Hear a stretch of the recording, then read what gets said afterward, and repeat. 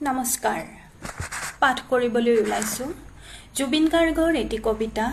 বন্য লৰালি আহকচোন শুনো বন্য লৰালি হৰা হেৱালি দেখিলেই মোৰ মনত পৰে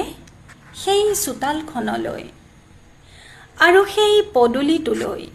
য'ত এতিয়াও উশাহ লওঁ মই প্ৰতিডাল দুবৰিত মোৰ বন্য লৰালি প্ৰতিজোপা গছত বিলীন হোৱা মোৰ অম্লান চেতনা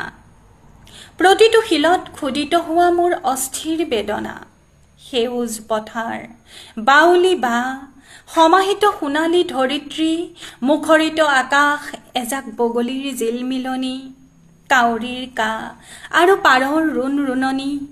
ঠুনুক ঠানাক কাৰোবাৰ মাত